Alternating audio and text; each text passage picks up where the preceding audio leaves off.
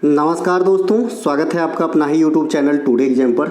दोस्तों, जैसा कि एसएससी के विभिन्न एग्जाम जो आपके 2025 में होने वाली है, उन एग्जाम को लेकर के जो न्यू 35 सीरीज स्टार्ट किया गया था, है ना। इस सीरीज में हम PYQ को जो 2024 में आपके एसएससी के एग्जाम ने क्वेश्चन पूछा है, उसको हम एक्स्ट्रा डिटेल के साथ समझाते हैं और इसमें टोटल 35 क्लास कराने वाले हैं। आज हम इस 35 में से क्लास नंबर 9 को देखेंगे। इससे पहले हमने आपको 8 क्लास प्रोवाइड करा दिया है। साथ ही साथ जो भी बच्चे इस सीरीज की PDF बाय करे हैं, उनको PDF भी दे दी गई है। आशा करते हैं कि आप वीडियो देखने के बाद PDF से रिवीजन कर रहे होंगे। इस सीरीज की PDF बाइलिंगुअल है, आप चाहे तो हिंदी में ले सकते हैं, चाहे तो आप इंग्लिश में ले सकते हैं। ठीक है, आपको जिस भाषा में सहूलियत होती है आप लेकर के पढ़ सकते हैं। टोटल 35 क्लास प्लस 45 से अधिक टॉपिक की कंटेंट आपको जो है 70 रुपया में प्रोवाइड कराई जा रही है। आप लोग ले सकते हैं। ये पूरे सीरीज की कॉस्ट 70 रुपया रखा गया है। इसके अलावा आपको जो है 45 के करीब टॉपिक बैच भी आपको दिया जाता है। चलिए शुरू करते हैं आज का ये क्लास। हमारा कोई सा भी कंटेंट चाहिए, SSC, railway, UPSI, Bihar SI, Bihar police, तो इस मोबाइल नंबर पे आप व्हाट्सअप मैसेज के थ्रू कंटेंट को बाय कर लेंगे, या फिर डिस्क्रिप्शन में लिंक दिया गया है, आप लिंक क्लिक करके भी व्हाट्सअप पे जाएंगे, वहाँ से कंटेंट को बाय कर लेंगे। पढ़ो वही जो रिजल्ट दिलाए, और कंटेंट ही हमारी पहचान है। मैंने कभी झूठ नहीं बोलता, है ना, तो यहाँ भी झूठ नहीं बोलूँगा। मानोगे तो ठीक है, वरना कोई बात नहीं। चलिए, पहला जो हमारा प्रश्न है, पेरिस डायमंड लीग 2025 में नीरज चोपड़ा ने किसे हराकर स्वर्ण पदक प्राप्त किया है। देखिए, Paris diamond league 2025 Neeraj Chopra ने किसे हराकर पहला स्थान कहिए या फिर गोल्ड मेडल कहिए प्राप्त किया है। तो ये है जूलियन वेबर। जूलियन वेबर किस देश से ताल्लुकात रखते हैं, तो आप कहना कि ये जर्मनी के हैं। कहाँ के हैं? ये जर्मनी के हैं, इसे भी ध्यान रखना। जैसे मैग्नस कार्लसन के बारे में आपसे पूछा गया था कि भाई ये कहाँ के हैं मैग्नस कार्लसन, है ना, तो मैग्नस कार्लसन जो है आपके नॉर्वे के हैं, जो शतरंज प्लेयर हैं। लेकिन ये जो आपका जूलियन वेबर है, ये भाला फेंक के प्लेयर हैं और ये जर्मनी से बिलोंग करते हैं, जिन्हें नीरज चोपड़ा ने पेरिस डायमंड लीग 2025 में मात देते हुए स्वर्ण पदक प्राप्त किए थे। पेरिस डायमंड लीग 2025 का आयोजन जून 2025 में कराया गया। नीरज चोपड़ा यहाँ पर 88.16 मीटर के थ्रो के साथ पहला स्थान हासिल किया, या गोल्ड मेडल जो है इन्होंने प्राप्त किया। दोहा डायमंड लीग 2025 पे आ जाते हैं। इनके विजेता जर्मनी के जूलियन वेबर है। तो ये दोनों याद रखिएगा, पेरिस वाले में नीरज चोपड़ा जीते हैं और आपका जो है दोहा डायमंड लीग में जूलियन वेबर जीते हैं, जो आपका पेरिस डायमंड लीग में उपविजेता रहे हैं या सेकेंड पोजीशन पे रहे हैं। तो ये दूसरों में एक दूसरे में आदान प्रदान है, पेरिस डायमंड लीग और दोहा डायमंड लीग। और यहाँ पे नीरज चोपड़ा सेकेंड स्थान हासिल किए हैं ना दोहा डायमंड लीग में, है ना। लेकिन नीरज चोपड़ा का अपने पूरे कैरियर का सबसे ज़्यादा दूर वाला थ्रो जो है 91.06 मीटर जो थ्रू है, ये तो करके जूलियन वेबर ने जीत लिया। लेकिन यहाँ पे 90.23 मीटर थ्रो करके, है ना, सेकेंड स्थान हासिल करते हुए भी ये नीरज चोपड़ा को उनके पूरे जीवन में सबसे लंबा थ्रो है। तो ये बात भी ध्यान रखेंगे। एग्जामिनर का कोई भरोसा नहीं जी, कहीं से भी कुछ बात निकाल के पूछा जा सकता है। नीरज चोपड़ा को उनके अंतर्राष्ट्रीय करियर के सबसे लंबी थ्रो तो यही है, 90.23 मीटर। भले यहाँ पे इनको सेकेंड स्थान मिला है, लेकिन थ्रो उनके जो है सबसे लंबी है उनके कैरियर का। इनके अलावा 2025 में नीरज चोपड़ा ने गोल्डन स्पाइक ऑस्ट्रावा, ये गोल्डन स्पाइक ऑस्ट्रावा जो है ये यूरोप के प्रमुख एथलेटिक्स मीट से है ना, जिसमें दुनिया भर के लोग आते हैं, है ना, एथलीट वगैरह आते हैं। तो वहाँ पर जो है पहला स्थान हासिल किया है। तो ये हमारे लिए बड़ा ही सम्मान की बात है। और यहाँ पे नीरज चोपड़ा ने 85.29 मीटर की थ्रो के साथ पहला स्थान अर्थात गोल्ड मेडल प्राप्त किया है। कहाँ पे? Golden spike Ostrava. इनके अलावा नेशनल फेडरेशन सीनियर एथलेटिक्स प्रतियोगिता 2024, नेशनल फेडरेशन सीनियर एथलेटिक्स प्रतियोगिता 2024 जो कहाँ पे कराया गया था? उड़ीसा के भुवनेश्वर स्टेडियम में। भुवनेश्वर में जो कलिंगा स्टेडियम है वहाँ पर कराया गया था, है ना। तो यहाँ पे कराया गया। तो यहाँ नीरज चोपड़ा ने 82.27 मीटर थ्रो के साथ गोल्ड मेडल प्राप्त किए थे। ये 2024 की बात है। कभी कभी एग्जामिनर पास्ट एक साल के करंट अफेयर उठाने लगते हैं, तो ये भी आपके लिए इंपॉर्टेंट ही रहेगी। विश्व एथलेटिक्स चैंपियनशिप में भारत को मेडल दिलाने वाले पहले खिलाड़ी कौन है, तो आप कहना भैया विश्व एथलेटिक्स चैंपियनशिप में भारत को गोल्ड मेडल दिलाने वाले पहले खिलाड़ी नीरज चोपड़ा है, जिन्होंने इस प्रकार की कारनामा 2022 ईस्वी में किए थे। ठीक है भाई, तो ये भी ध्यान रखना एक पॉइंट है। इसके अलावा ग्रीष्मकालीन ओलंपिक के इतिहास में व्यक्तिगत रूप से दूसरे गोल्ड मेडलिस्ट कौन है इंडिया के लिए, तो ये है नीरज चोपड़ा, जिन्होंने टोक्यो ओलंपिक 2020 में भारत के लिए भाला फेंक में गोल्ड मेडल प्राप्त किए थे। इन्हें भी ध्यान रखेंगे। देखिए पहला गोल्ड मेडलिस्ट की बात आएगी ना, क्योंकि यहाँ पे ये दूसरे व्यक्तिगत गोल्ड मेडलिस्ट है, तो पहला व्यक्तिगत गोल्ड मेडलिस्ट कौन होगा ओलंपिक के अंदर भारत के लिए, तो अभिनव बिंद्रा साहब होंगे। कौन है भाई, अभिनव बिंद्रा साहब होंगे, जिन्होंने 2008 में भारत के लिए निशानेबाजी खेल के अंदर 10 मीटर एयर पिस्टल में, है ना, भारत को गोल्ड दिलाए थे। इनके किताब का नाम भी आपको याद होना चाहिए, काफी पॉपुलर किताब है अभिनव बिंद्रा साहब का जो किताब है ए शॉट एट हिस्ट्री, है ना, ए शॉट एट हिस्ट्री। ये किताब जो है अभिनव बिंद्रा साहब के द्वारा लिखा गया है, तो इन्हें भी ध्यान रखेंगे। ठीक है, ये भैया आप जो इमेज देख रहे हैं ये टॉपर्स चॉइस की है, आज से 17-18 दिन पहले रिलीज हुआ था हमारा ई बुक है, और इसमें हमने जो आपके न्यू एग्जाम वेंडर है, एडुकेटिव बोलते हैं उन्हें, उनके आधार पे जो है क्वेश्चन को कराया है, पढ़ाया है। जिनको पहले परखना है, डिस्क्रिप्शन में 36 सीरीज की लिंक मिल जाएगी, वो देख लीजिए, आपको हूबहू कंटेंट मिलेगा 36 सीरीज वाली है इस टॉपर चॉइस के अंदर। ठीक है, और इस सीरीज में भी मैं ज़्यादातर क्वेश्चन आपको एडुकेटिव लेवल से ही पढ़ाता हूँ, क्योंकि मुझे नहीं लगता है कि अब जो है वेंडर जल्दी चेंज होने वाला है ना। हमारे और आपके कहने से शायद नहीं हो पा रहा है ना, तो हमें पढ़ना ही एकमात्र रास्ता दिख रहा है।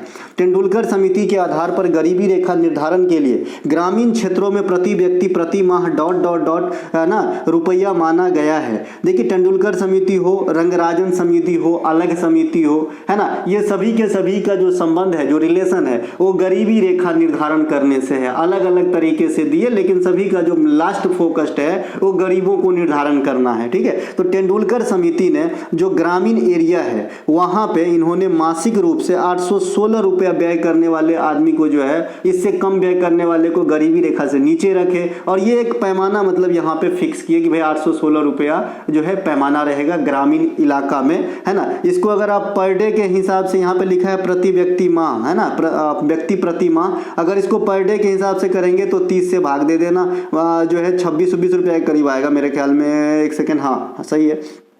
देखिए यहाँ पे 2005 में सुरेश तेंदुलकर की अध्यक्षता में एक विशेषज्ञ समूह का गठन गरीबी आकलन की पद्धति की समीक्षा के लिए किया गया था।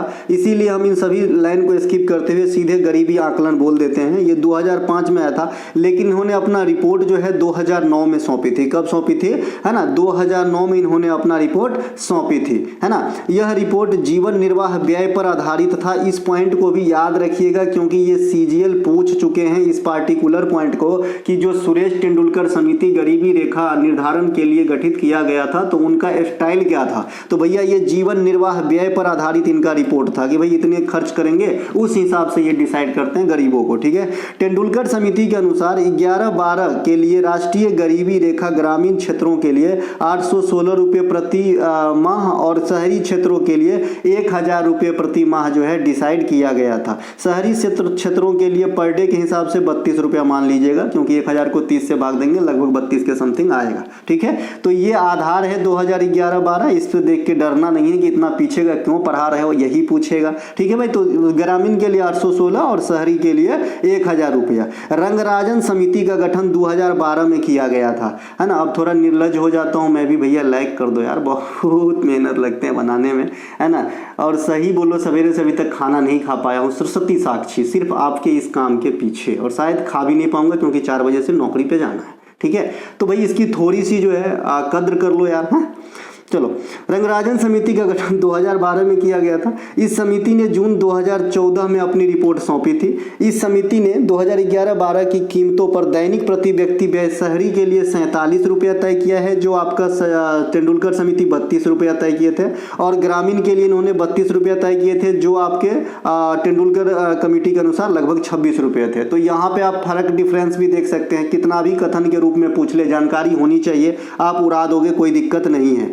अलग समिति, ये 1979 में आया था। इस क्वेश्चन को राज्य सरकार के एक एसआई के एग्जाम में पूछा गया है कि किस पंचवर्षीय योजना के दौरान आया था, है ना, किस 5 ईयर प्लान के दौरान जो है आपका आया था ये वाला कौन सा भैया, ये अलग समिति। तो इसको अपन 5 ईयर प्लान के हिसाब से देखेंगे तो ये 8वां 5 ईयर प्लान के समय एग्जिस्ट करेगा, ठीक है। तो 8वां बोल दीजिएगा इनको, ठीक है। 8वां जो है, एक सेकेंड, 8वां ही होगा क्या, 8वां, एक सेकेंड, देखिए 51, 56, 56, 61, 2, फिर 61 से हो जाएगा 66, 3 साल की गैप हो गई, 3 साल की गैप हो गई। फिर 69 से 74, 4, फिर 74 से आगे 6ठा हो जाएगा यार, ये तो है ना। ये जो 1979 जिसमें एग्जिस्ट करता है वहाँ पंचवर्षीय योजना कर लेंगे, आप जोड़ लेंगे, अच्छे से पढ़ा दिया हूँ, कोई दिक्कत नहीं है। क्योंकि पंचवर्षीय योजना 51 से स्टार्ट करेंगे, बीच में आपको 2-3 बार गैप देनी है। एक आपको 1966 से 1969 तक की गैप देनी है, यहाँ पे वार्षिक रूप से योजना बनाए गए थे। फिर 1990 से आपको 92 तक का जो है गैप देना है ना, ये भी छोड़ देना है, ठीक है। और फिर जो आपका 5वीं पंचवर्षीय योजना में उथल पुथल हुआ था, जनता पार्टी की सरकार 77 में आई थी मोरारजी देसाई की, और वहाँ पे रोलिंग प्लान की अवधारणा लाई गई थी, है ना। तो उसमें जो है 1 वर्ष आधे पीछे हो जाता है, बाद बाकी आपको 51 से चलते जाना है, ठीक है। तो ये तो मैं कितनी बार पढ़ा दिया हूँ, तो आपको आता ही होगा, ठीक है। तो ये जो अलग समिति है, ये कैलोरी के अनुसार जो है गरीबी का जो है निर्धारण किया था। इससे पहले आपने रंगराजन समिति देखा, तेंदुलकर समिति देखा, वो सीधे सीधे रुपया खर्च के अनुसार बताया। यहाँ पर जो अलग समिति है, इन्होंने अपनी रिपोर्ट जो है कैलोरी उपभोग के आधार पे बताया। देखिए यहाँ पे उपभोग व्यय है, उपभोग मतलब होता है कंज्यूम करना, है ना, मतलब लेने, है ना, लेने के आधार पे। तो यहाँ पे जो है इन्होंने ग्रामीण सेक्टर में 2400 कैलोरी प्रति व्यक्ति प्रतिदिन, और शहरी सेक्टर में 2100 कैलोरी प्रति व्यक्ति प्रतिदिन जो भी इंटेक करता है, उस हिसाब से पैमाना यहाँ पे रखा गया गरीबी का। सबसे पहले गरीबी रेखा का निर्धारण योजना आयोग के द्वारा 1962 में किया गया था। योजना आयोग की शुरुआत आज भी पूछी जाती है, 1950 में हुआ था, 2015 में इसे नीति आयोग से रिप्लेस किया गया है, ठीक है भाई। इसके अलावा इसके जो अध्यक्ष होते हैं ये भारत के करंट पीएम ही होते हैं। इनके अलावा योजना आयोग ने भारतीय कृषि व्यवस्था को 15 जलवायु प्रदेश में बांटे हैं, ये बात भी आपको ध्यान रखना है, ये भी क्वेश्चन पूछे जाते हैं। इनमें प्रति व्यक्ति प्रति माह जो है 20 रुपये से कम उपभोग करने वाले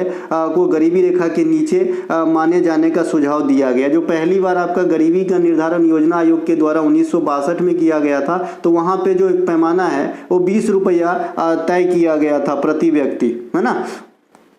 नेक्स्ट है भाई, भारतीय स्तर पर गरीबी रेखा के रूप में ग्रामीण क्षेत्रों में प्रति व्यक्ति मासिक खपत, है ना, 972 रुपया, और शहरी सेक्टर में 1407 रुपया। ये जो है ओवरऑल आपका गरीबी का मापक है, ठीक है भाई, भारत सरकार इन्हें यूज करता है।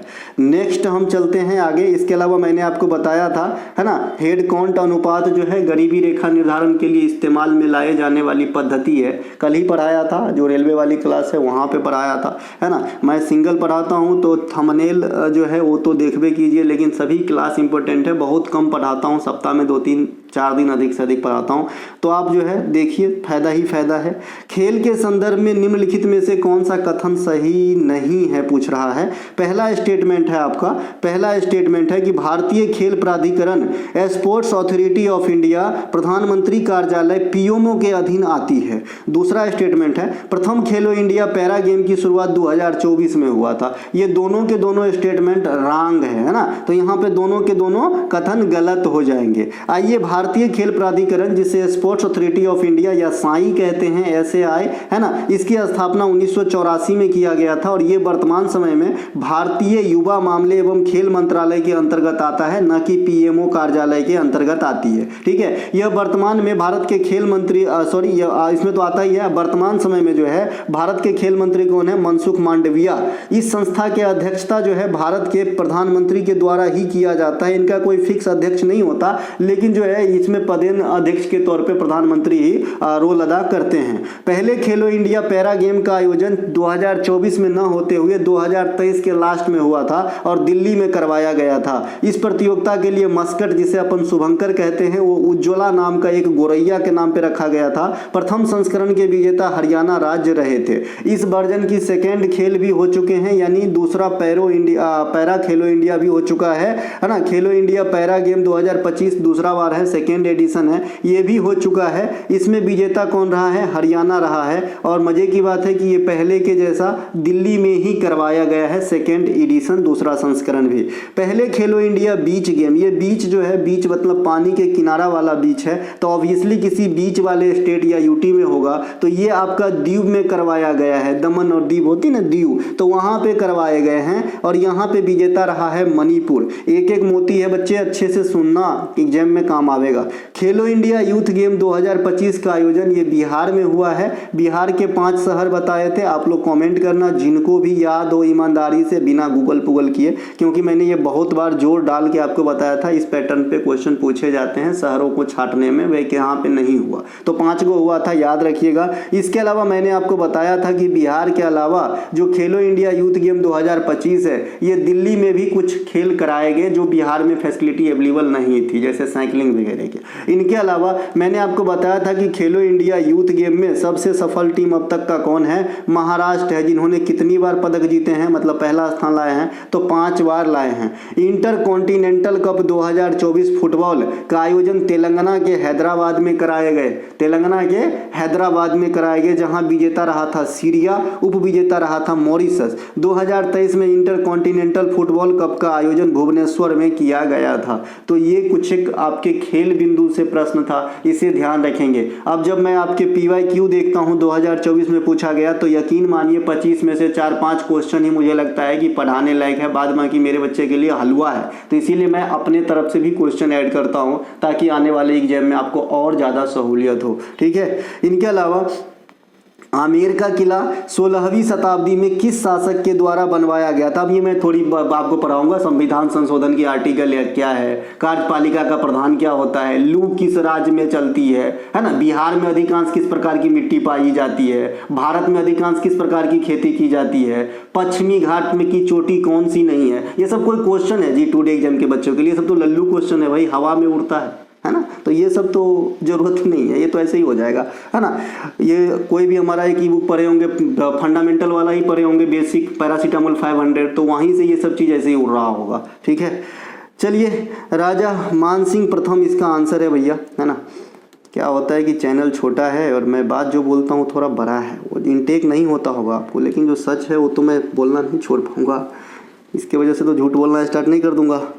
आमेर का किला 16वीं शताब्दी में राजा मानसिंह प्रथम के द्वारा लाल बलुआ पत्थर और संगमरमर से बनाया गया था। इसे ध्यान रखेंगे, कभी कभी जो ये मिनरल जिससे बने होते हैं यहाँ से भी क्वेश्चन पूछा जाता है। भारत में कुंभलगढ़ के किला को दुनिया का सेकेंड चाइना का दीवार या भारत का चाइना का दीवार कहा जाता है, क्योंकि ये चाइना का दीवार जिसका निर्माण कौन करवाया था सर, ये भी पूछा जाता है। सी हुआंग टी, है ना, सी हुआंग टी। ये स्पेलिंग गलत हो सकता है क्योंकि चाइनीज पैनीज में थोड़ा सा स्पेलिंग जो है अलग होता है। अब एक्स को जियोमी पढ़ते हैं, जैसे सोमी अपन पढ़ते हैं ना, MI की जो कंपनी है वो जोमी पढ़ते हैं, तो ऐसे ही है ना। तो यहाँ पे जो है कुंभलगढ़ की किला को सेकेंड चाइना का दीवार कहेंगे, और जो चाइना का दीवार है वो चाइना में है और इसका निर्माण सी हुआंगटी ने करवाया था। ये जो कुंभलगढ़ का दीवार है ये आपके कितने किलोमीटर लंबी है, तो ये निरंतर 36 किलोमीटर तक लंबाई तक फैला हुआ है, और ये मेवाड़ के शासक राणा कुंभा द्वारा इसे बनवाया गया था। नेक्स्ट है हमारा, राणा कुंभा के द्वारा 15वीं शताब्दी में चित्तौड़ के दुर्ग में विजय स्तंभ का निर्माण करवाया गया था।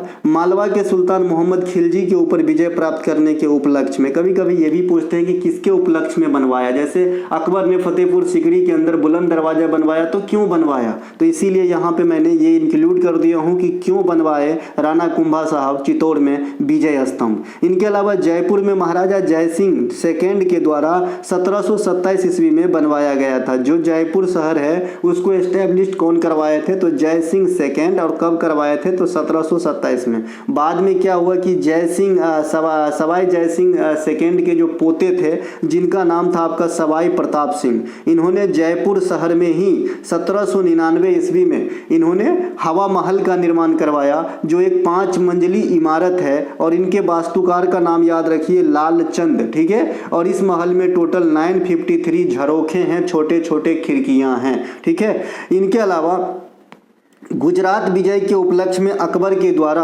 फतेहपुर सीकरी का निर्माण करवाया गया। फतेहपुर सीकरी में बुलंद दरवाज़ा का निर्माण करवाया गया 1572 से 75 में। इसके एग्जैक्ट डेट आपको नहीं मिलेगा। ऐसा माना जाता है कि ये 1575 में बन के तैयार हुआ और 72 से इस पे काम स्टार्ट हो गया था बुलंद दरवाज़ा बनवाने का। जो फतेहपुर सीकरी है ये मुगलों का पहला सुनियोजित शहर है। ये इस प्रकार का एक क्वेश्चन आता है कि भैया मुगलों का पहला सुनियोजित शहर कौन सा था, तो आप कह लेना फतेहपुर सीकरी जो उत्तर प्रदेश में स्थित है। यहाँ पे नोट करके एक चीज मैं लिखा हूँ जो आने वाले एग्जाम में धूम मचाने वाली है।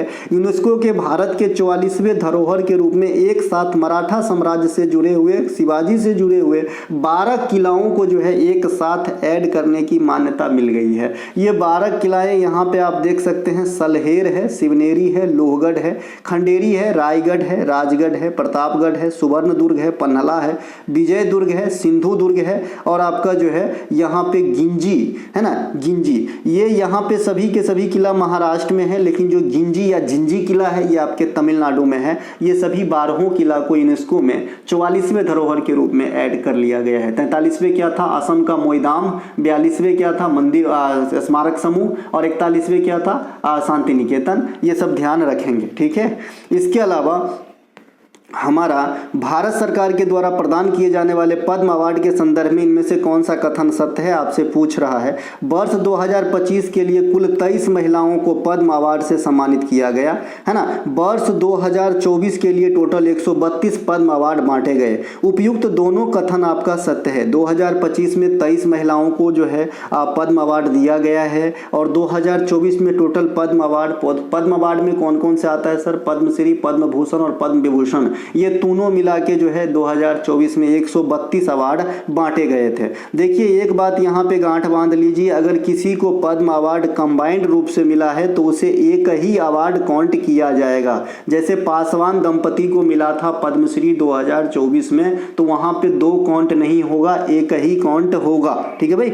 यहाँ पे हो गया, दोनों आंसर सही हो गए। अब वर्ष 2025 के लिए कुल पद्म सम्मान बांटे गए हैं कितने 139 बांटे गए हैं। ये कैसे हो गया है, 7 पद्म विभूषण है, 19 पद्म भूषण है और 113 पद्मश्री है। तो 113 और 7 120 और 19 139 हो गए। तो टोटल जो है 139 पद्म अवार्ड बांटे गए हैं 2025 के लिए। इस बार 23 महिलाओं को पद्म सम्मान से सम्मानित किया गया है। वर्ष 2024 में 5 पद्म भूषण, 17 भूषण और 110 पद्मश्री यानी टोटल 132 पद्म अवार्ड बांटे गए थे। 2024 के पुरस्कार विजेताओं में 30 महिला शामिल थी और 2025 के पद्म अवार्ड के विजेताओं में 23 महिला शामिल है। 2024 में श्रीमती है ना पद्मा सुब्रमण्यम को भरतनाट्यम नृत्य के लिए तथा श्रीमती बैजंती माला बाली को, जो फिल्म अभिनेत्री के साथ साथ भरतनाट्यम के नृत्यांगना भी थी,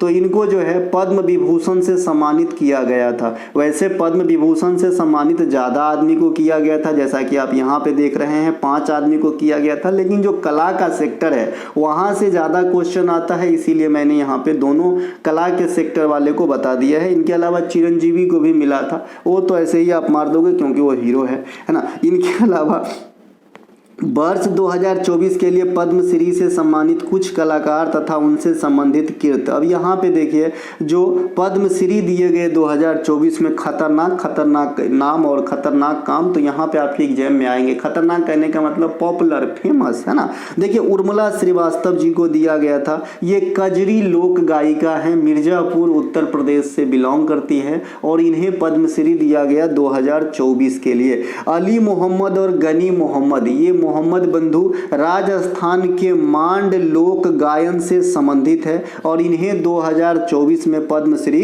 दिया गया था। पंडित सुरेंद्र मोहन मिश्रा, ये मरणोपरांत है, फॉस्थोमियस है, हिंदुस्तानी शास्त्रीय संगीत के बनारस घराने से बिलोंग करते हैं, है ना, तो इन्हें भी दिया गया था पद्मश्री 2024 के लिए। पंडित रामलाल बरेठ, ये कथक नृत्य से संबंधित कलाकार हैं और ये राजगढ़ दरबार से संबंधित है। अगर राजगढ़ दरबार ऑप्शन में नहीं हो, अगर कभी पंडित रामलाल बरेठ पूछा तो लखनऊ घराने से काम चला सकते हैं, क्योंकि उनका ताल्लुकात वहां से भी रहा था। इन्हें भी जो है 2024 के लिए पद्मश्री दिया गया था। वर्ष 2025 में कथक नृत्य के प्रमुख गुरु कुमुदनी लखिया को पद्म विभूषण से सम्मानित किया गया। अब ये 2025 का डाटा मैं दे रहा हूं, अभी तक जो नाम लेके बता रहा था वो 2024 का था। ठीक है भाई। इनके अलावा इसमें पद्मश्री जो आपका कुमुदनी लखिया मैडम है, इनको 1987 में पद्मश्री दिया गया है, 2010 में पद्म भूषण दिया गया है और 2025 में जैसा कि यहाँ पे लिखा हुआ है पद्म विभूषण दिया गया है। इन्हें संगीत नाटक अकादमी अवार्ड 1982 में प्राप्त हुआ था और कालिदास सम्मान 2002-2003 में जो है प्राप्त हुआ था। एक क्वेश्चन आप लोगों से यहाँ से पूछ ले रहा हूँ कि ये कालिदास सम्मान कौन स्टेट देता है, कर्नाटक, महाराष्ट्र, मध्य प्रदेश या फिर उत्तर प्रदेश। इनके अलावा वर्ष 2025 में लक्ष्मी नारायण सुब्रमण्यम, इन्हें पद्म विभूषण से सम्मानित किया गया है। ये वायलिन वादन से संबंधित है। इन्हें 2001 में पद्म भूषण भी दिया गया था। इन्हें ग्लोबल म्यूजिकल फेस्टिवल के संस्थापक के तौर पे माना जाता है। जैसे फ्यूजन शैली है ना, वैसे ही यहाँ पे ग्लोबल म्यूजिक फेस्टिवल के जो है संस्थापक फाउंडर के नाम आप यहाँ पे सुब्रमण्यम साहब से जोड़ सकते हैं। फ्यूजन शैली के लिए कौन थे भैया? उदय शंकर साहब। बिहार कोकिला शारदा सिन्हा जी, जो अब हमारे बीच नहीं है, मरणोपरांत 2025 में इन्हें पद्म विभूषण से सम्मानित किया गया। इन्हें 2018 में पद्म भूषण तथा 1991 में पद्मश्री से भी सम्मानित किया जा चुका है। वर्ष 2025 के लिए जतिन गोस्वामी, मैंने कहा था गोस्वामी सरनेम हो गया, सैकिया सरनेम हो गया, सैकिया है ना, सैकिया। बोरबयान सरनेम हो गया, बोरबयान। ये सभी के सभी जो है आपके सत्रिय नृत्य से 99.9% के इसमें कैरेक्टर मिलेंगे। तो जो जतिन गोस्वामी साहब हैं वो सत्रिय नृत्य जो असम के और सबसे लेटेस्ट शास्त्रीय नृत्य भी है 8 में से, है ना, तो उन्हें जो है दिया गया है पद्म भूषण। वर्ष 2025 में डॉक्टर शोभना चंद्र कुमार जो भरतनाट्यम से संबंधित है, इन्हें भी पद्म भूषण दिया गया है। नेक्स्ट बढ़ जाते हैं आगे।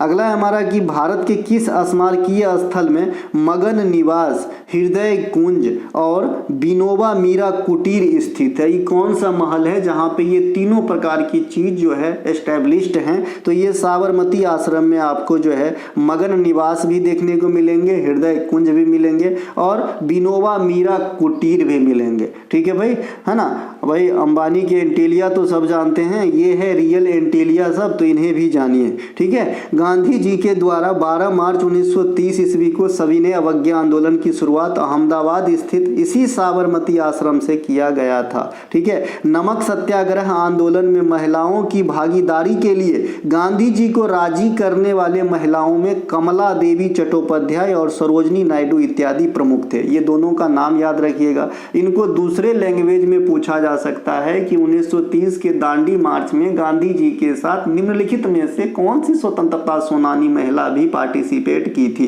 क्वेश्चन भी मैं खुद बनाता हूं, आंसर भी खुद लिखता हूं।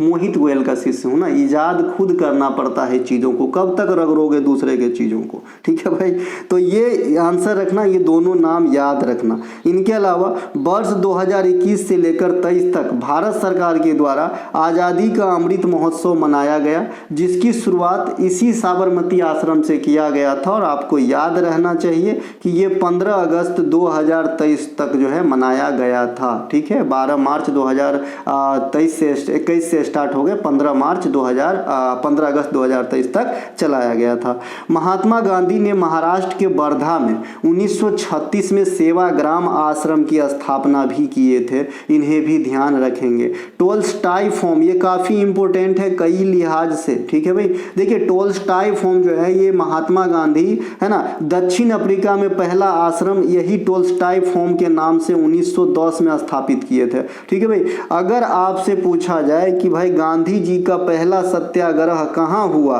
तो आप कहेंगे 1906 ईस्वी के दौरान साउथ अफ्रीका में। कहाँ पे? दक्षिण अफ्रीका में। ठीक है। और अगर इंडिया में कहे तब चंपारण सत्याग्रह। ठीक है भाई। इनके अलावा नोट, महात्मा गांधी ने कोलकाता में कांग्रेस के 1901 सत्र में भाग लिया था। अब बात आती है जब गांधी जी 1893 में अफ्रीका कनाडा गए और 1915 में इंडिया लौट के आए, तो ये बीच में 1901 कैसे आ गया? तो भाई आप जैसे कहीं पढ़ने लिखने जाते हो घर से बाहर रह के, तो गाँव नहीं जाते हो, वैसे ही समझ लेना ये 1901 ईस्वी में ही कांग्रेस के संपर्क में आए, जहां कांग्रेस के बड़े दिग्गज नेतागण से मिले गांधी जी, और जब 1915 में देश लौटे, है ना, तब तो बात ही अलग है, फिर तो आज़ादी तक जो है अलगे रोल में रहे, है ना। इनके अलावा गांधी जी 1924 में बेलगांव अधिवेशन में कांग्रेस की अध्यक्षता की थी एकमात्र बार। गांधी जी सेकेंड गोलमेज सम्मेलन 1931 में भाग लिए थे लंदन में जाकर के, ये बात भी ध्यान रखना। अब भूदान आंदोलन 1951, ये कहाँ से स्टार्ट हुआ था? तो ये जो है तेलंगाना का गांव है पंचमपल्ली, वहाँ से स्टार्ट हुआ था, और इनके जनक कौन थे? आचार्य विनोबा भावे। आचार्य विनोबा भावे भारत के प्रथम सत्याग्रही रहे थे। इन्हें अक्टूबर 1940 में व्यक्तिगत सत्याग्रह आंदोलन शुरू करने के लिए महात्मा गांधी ने ही प्रेरित किए थे। जो आचार्य विनोबा भावे हैं 1958 में रेमन मैग्सेसे पुरस्कार जीतकर प्रथम भारतीय हुए इस प्रकार के प्राइज जीतने वाले। नेक्स्ट क्वेश्चन है, प्रधानमंत्री आवास योजना शहरी 2.0 की शुरुआत किस वर्ष किया गया था? तो ये किया गया है 2024 में। कब किया गया है? 2024 में। प्रधानमंत्री आवास योजना शहरी 2.0 की शुरुआत 2024 में किया गया है। इस योजना के तहत पिछले 20 वर्षों में अगर कोई भी अर्बन फैमिली किसी भी सरकारी योजना के थ्रू आवास का लाभ लिया होगा तो उसको अब सब्सिडी नहीं मिलेगा, ऐसा इस जो है योजना में व्यवस्था कर दी गई है। आवास और शहरी मामलों का मंत्रालय द्वारा प्रधानमंत्री आवास योजना शहरी की शुरुआत 2015 में हुआ था। ये 2.0 नहीं है, ध्यान रखेंगे। 2.0 मतलब किसी चीज का नेक्स्ट संस्करण होता है, ठीक है भाई। और ये मेन वाला है आवास और शहरी मंत्रालय के द्वारा प्रधानमंत्री आवास योजना शहरी 2015 में स्टार्ट किया गया था, और इस योजना का लक्ष्य था कि 2022 में सभी शहरी सेक्टर में जो है घर प्रदान करना।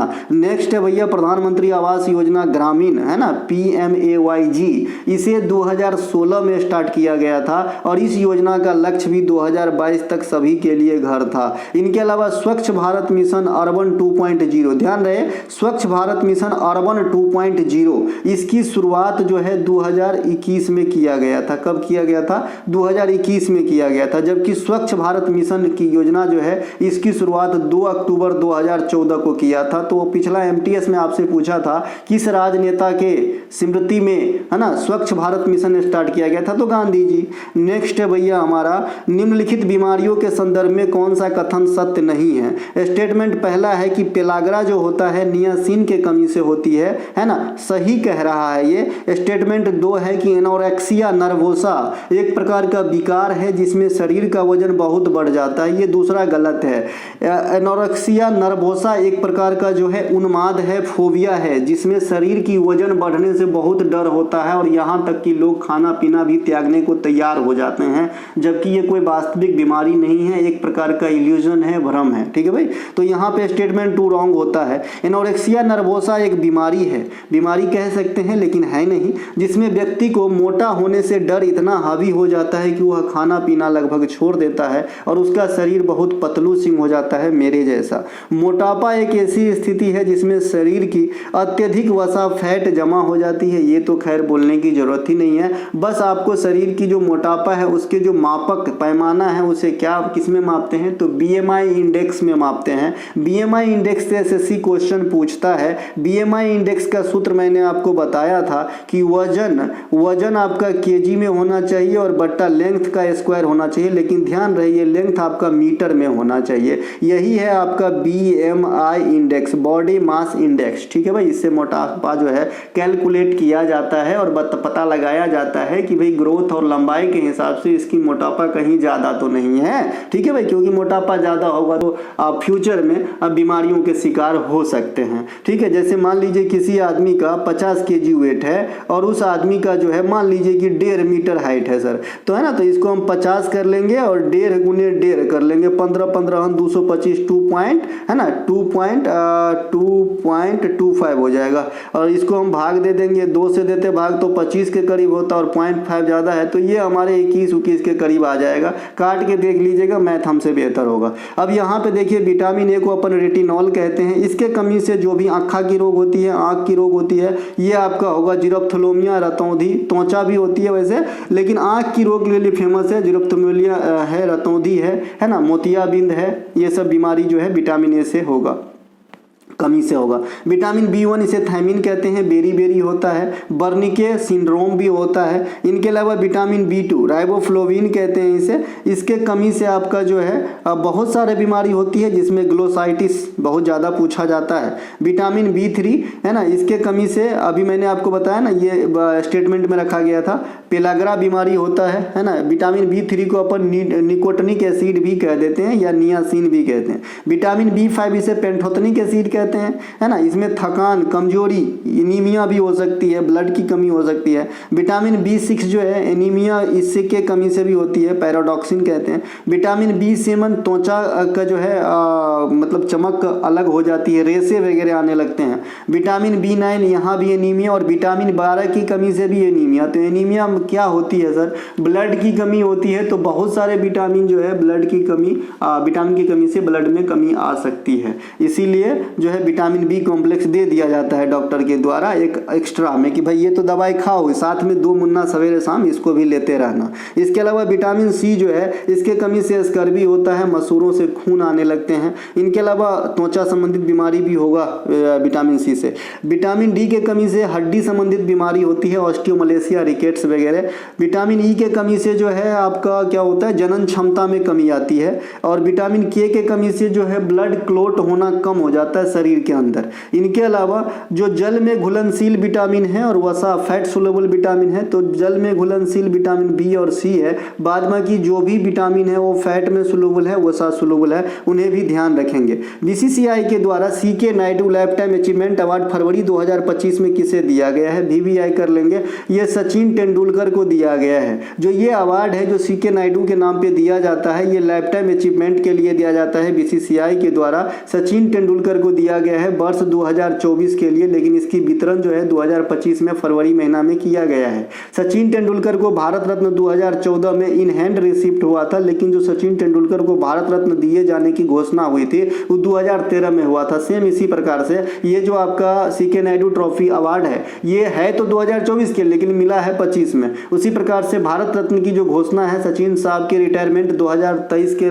13 के लास्ट में घोषणा हो गई थी, लेकिन मिला था उनको 14 में। BCCI के द्वारा CK Naidu lifetime achievement award के प्रथम विजेता 1994 में लाला अमरनाथ थे, जो स्वतंत्रता के बाद भारत के प्रथम टेस्ट शतकवीर भी है। BCCI के द्वारा CK Naidu lifetime achievement award वर्ष 2023 के लिए पूर्व कोच रवि शास्त्री और फारूक इंजीनियर को दिया गया था। BCCI के द्वारा बेस्ट क्रिकेटर का अवार्ड जो अभी 2025 फरवरी महीना में दिया गया है, ये जसप्रीत बुमराह और महिलाओं में स्मृति मंधाना को दिया गया है। CK Naidu Bharat test team के पहले कप्तान थे 1932 ईस्वी में। फिर आज़ादी पर्यंत टेस्ट टीम के पहले कप्तान लाला अमरनाथ बने थे। BCCI की स्थापना 1928 ईस्वी में हुआ था, मुख्यालय मुंबई में है। प्रथम अध्यक्ष R ग्रेंट गोवन थे, वर्तमान अध्यक्ष रोजर बिनी है और वर्तमान सचिव देवजीत सौकिया है। यहाँ पे देव लिख देंगे, D लिखा गया है, कोई बात नहीं, D से देव मान सकते हैं, बहुत अच्छा। गलती भी हुआ तो अच्छा गलती हुआ, ये गलती मुझे पसंद है। देवजीत सौकिया, ठीक है भाई, ये इनका जय शाह का स्थान लिए थे।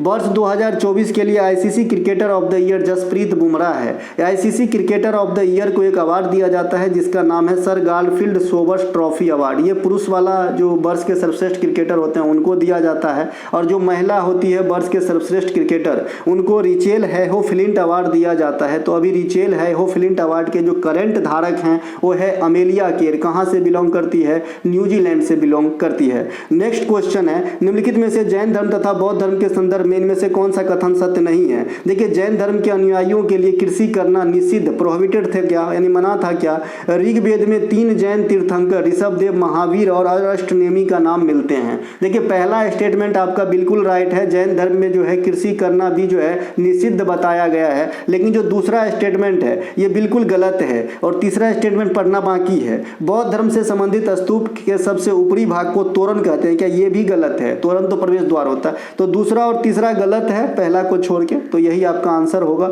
जैन शब्द की उत्पत्ति जिन से हुई है, जिसका अर्थ होता है विजेता। कभी कभी ये भी पूछा जाता है। केवल्य का अर्थ भी पूछा जाता है ना।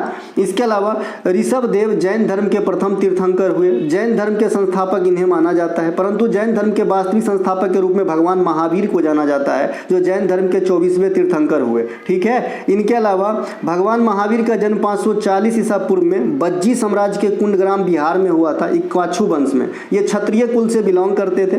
468 ईसा पूर्व में इनकी मृत्यु पावापुरी बिहार में ही हुई थी, और महावीर स्वामी ने अपनी जो उपदेश है वो प्राकृत भाषा में दिया थे, प्राकृत भाषा में दिए थे। जैन धर्म के अनुयायियों के लिए कृषि करना निषिद्ध बताया गया था। ऋग्वेद में 2 ही जैन तीर्थंकर का ब्यौरा देखने को मिलेगा, एक तो आपका ऋषभ देव यानी पहले तीर्थंकर हैं, और एक आपका अरष्टनेमी है। इन दोनों को ही मिलेगा, महावीर स्वामी का जिक्र नहीं देखने को मिलता है। जैन साहित्य को आगम कहते हैं, लेकिन इसी को उल्टा करके देखें, बौद्ध साहित्य को जातक कहते हैं। स्तूप के औपचारिक प्रवेश द्वार को तोरण कहा जाता है, जैसे आपका है ना द्रविड़ शैली के मंदिर में गोपुरम प्रवेश द्वार होता है, इस्लाम कला में पिस्ताक प्रवेश द्वार होता है, उसी प्रकार से जो बौद्धों के स्तूप होते हैं है ना, तो वहां पे जो आपका प्रवेश द्वार होते हैं उसे तोरण कहा जाता है। जैसे सांची के स्तूप में 4 गो तोरण है। ठीक है भाई। नेक्स्ट यहाँ पे आप एक इमेज देख रहे हैं, ये जो है आपका बौद्ध स्तूप का इमेज है। यहाँ से पता लगाइए, देखिए सबसे ऊपरी भाग जो एक छाता के जैसे है उसका नाम ही छत्र हो गया है। ठीक है। उसके नीचे जस्ट जो रहता है उसे हम हर्मिका कहते हैं, जिसपे ये छत्ता वाला बेस बैठा रहता है। देखिए यहाँ पे तोरण है, ये प्रवेश द्वार के जैसे दिख रहा होगा। तो यही से क्वेश्चन पूछा जाता है। यहाँ भक्तगण जो परिक्रमा करते हैं इसे प्रदक्षिणा पथ कहा जाता है। ठीक है भाई, ये ध्यान रख लेना। नेक्स्ट है हमारा कैलिटो एक्ट अधिनियम का संबंध किससे है। तो जो कैलिटो एक्ट आया था, सॉरी कैलिको एक्ट, ये सूती वस्त्र के उपयोग न करने से है, और इस प्रकार का एक्ट इंग्लैंड वासी पर लागू होता है। क्या हुआ कि 1720 में कैलिको अधिनियम, कैलिको बिना ब्लीच किए हुए एक सादे सूती की कपड़ा हुआ करता था, जो भारत से आयात करके इंग्लैंड के लोग बहुत ज़्यादा प्रयोग करता था। तो इंग्लैंड वालों ने सोचा भैया हमारे बिजनेस और हमारे सूती वस्त्र उद्योग पे तो पानी फिर जाएगा यार, ये तो बहुत मार्केट पकड़ रहा है। तो उसको धम से गिराने के लिए ये वाली एक्ट को जो है 1720 में लाया गया था। ठीक है भाई। इसके अलावा यही चीज़ मैंने यहाँ पे लिखा है जो मैंने मौखिक रूप से बताया है। इनके अलावा भारतीय अशस्त्र अधिनियम 1878 कानून के तहत भारतीयों के बिना सरकारी लाइसेंस के हथियार रखना जो है मना कर दिया गया। ये कानून आज भी आपका जो है लागू है कि भाई आप जो है हथियार नहीं रख सकते हैं बिना लाइसेंस के। लेकिन ये आज़ादी के बाद इसको जो है फिर नए सिरे से आर्म्स एक्ट लाया गया। ये आज़ादी की पहले की बात है ना। और ये मजे की बात थी कि ये इंग्लिश मैन पे लागू नहीं होता था, ये अंग्रेज आदमी पे लागू नहीं होता था ये कानून। ठीक है। और वायसराय कौन था उस समय? लीटन था। कौन था? लीटन। एक रॉलेट एक्ट 1919 में आया था। इसे तो सभी समझते हैं, बिना अपील बिना दलील का कानून कहा गया था। इसे ब्लैक कानून, काला कानून भी कहा जाता है। ठीक है। और जालियांवाला बाग हत्याकांड जो हुआ है इसका मेन जड़ यही रॉलेट एक्ट है। इसी के विरोध में जो है हम लोग सम्मेलन करने बैठे थे, है ना। गिरफ्तार हो गए थे हमारे कुछ नेतागण, तो इसी को लेके बैठे थे, तभी जो है गोली चलवा दिया था। ये चेम्सफोर्ड के काल में आया था। वर्नाक्यूलर प्रेस एक्ट 1878 लीटन के काल में आया था, लेकिन इसको समाप्त किया था रिपन। ये वर्नाक्यूलर प्रेस एक्ट किया था कि भाई भारतीय भाषा में जो भी पत्रिका या फिर जो भी लेख होता था उनके प्रचार प्रसार पे बैन लगा दिया गया, ताकि देश में जागरूकता की भावना जन जन तक ना फैल जाए। अंग्रेज हर जगह डरते थे। ठीक है भाई। चलिए, भारतीय निशानेबाज तेजस्विनी ने जर्मनी में सरहुल में ISSF जूनियर विश्व कप 2025 में महिलाओं की ... पिस्टल स्पर्धा में स्वर्ण पदक जीता है। ठीक है। तो ये जीते हैं 25 मीटर वाले में। ISSF जूनियर विश्व कप 2025 में भारत जो है 3 स्वर्ण 4 रजत और 4 कांस्य, 1 मिनट, 3 स्वर्ण 4 रजत और 4 कांस्य सहित 11, 4 4 8 3 11, ठीक है, 11 पदक प्राप्त करके तालिका में पहला स्थान हासिल किया। याद रहे ये ISSF जूनियर विश्व कप है। खाली ISSF विश्व कप कहेगा तो फिर बदल जाएगा मामला। और मैंने आपसे कहा है कि इस प्रकार की जो निशानेबाजी वाली विश्व कप होती है वो साल में कई इवेंट होते हैं। ठीक है। तो याद रखें ये जर्मनी वाला है। भारत ने स्वर्ण पदक विजेता जो 3 गो है इनका नाम है तेजस्विनी महिला के 25 मीटर में, सांभवी शर्मन क्षीरसागर 10 मीटर में महिला में, कनक महिला के 10 मीटर में। नोट प्रतियोगिता में एड्रियन कर्माकर नामक खिलाड़ी ने 2 गो पदक जीते हैं, 1 गो रजत और 1 गो ब्रॉन्ज, ये वाली प्रतियोगिता में। नोट भारत 24 सितंबर से 2 अक्टूबर तक ISSF का जो सेकेंड फेज होगा वर्ल्ड कप का वो दिल्ली में ऑर्गेनाइज करवाएगा। ध्यान रखना, निम्नलिखित में से किन सी गैस में बिजली प्रवाहित करने पर लाल प्रकाश उत्सर्जित होता है। तो ये है नियोन। नियोन में अगर आप जो है बिजली प्रवाहित करेंगे तो लाल प्रकाश उत्सर्जित होंगे। ठीक है।